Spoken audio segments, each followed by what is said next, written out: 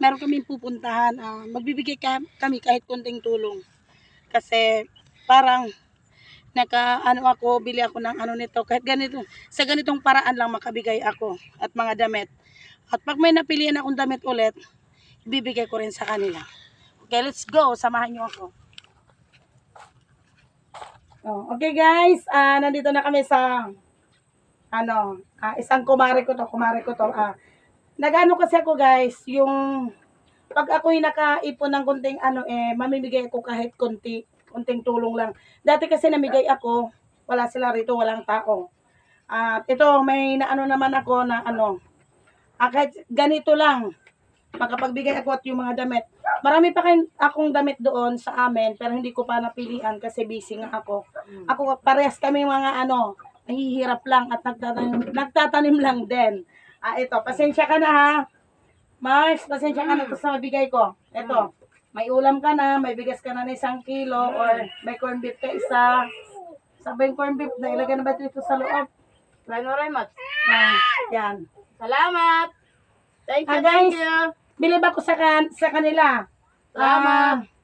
Paras kami mahihirap, paras kami ng bahay, pero pagdating ng araw guys, pag ako nakasweldo na sa aking YouTube channel at maayos ko na, yan, number 1 ko silang tulungan, kumare ko.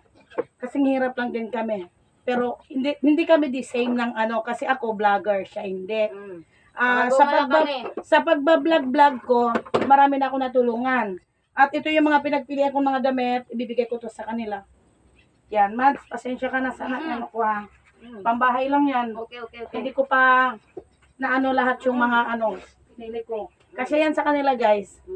At pag ako binigyan ni God ng biyaya, pag merong ibigay sa akin na mas more po, yun, handa akong tumulong sa kapwa ko mahihirap.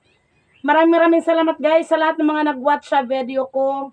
Kahit busy ako, kahit gaano ko ka-busy, mamayang hapon, magtatanim na naman ako ng pechay. Itong kumare ko, marami siyang pechay, oh. Yan, parehas kami ng hanap buhay, nagtatanim lang din. At yung mga anak niya, lahat nag-aaral yan, tulad ko. Meron akong tapos isa, sa next meron na rin. Sana i-bless din ako para marami akong matulungan at yung kumare ko. Sana lahat ng mga anak niya makapagtapos din. O, diba? Huwag kayong huwag niyong kalimutan mag-subscribe sa aking YouTube channel at sa aking TikTok at sa aking Facebook Reels. Thank you very much and God bless to all. Bye-bye!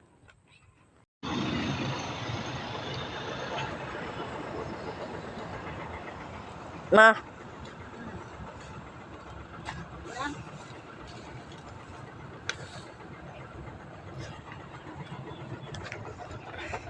Daw pa ora-uraha ako na. Guys, magandang hapon sa inyo kasi 1 o'clock. Pagkatapos kong kumain, ngayon nandito ako. Nagdala nga lang ako ng guys, pang pausok kasi malamok at kinagat ako. Alam naman kasi cotes porcelana ako. Charing. Yan guys, so buhay na yung mga bagong tanim ko. Yan. At ito yung mga malunggay ko, may mga dahon na rin. Siguro mga 1 month na siguro. Ito na yung niya.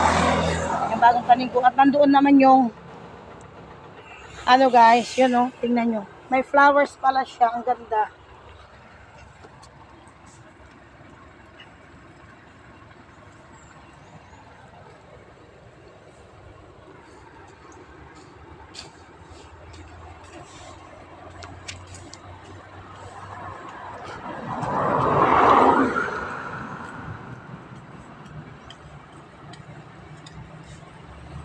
At ito hindi ko to papatayin guys. Itong anong tawag nito?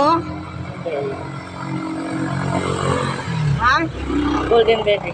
Golden berry pala. May golden berry ako guys. Yan. Diba? Hindi ko yan tatanggalin kasi kailangan ko siyang magbunga. Mahirap talagang mahirap guys.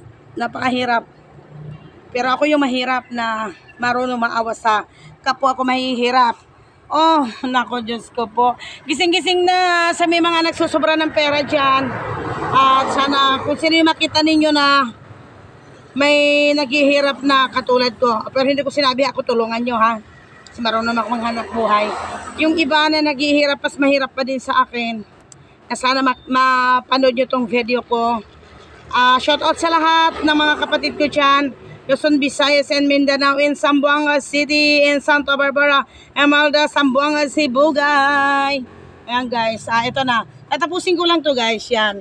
At yun, ito na yung mga tinan yung kong patola doon. Cameraman, videoan mo yung mga patola ko roon, dali, akyatin mo roon.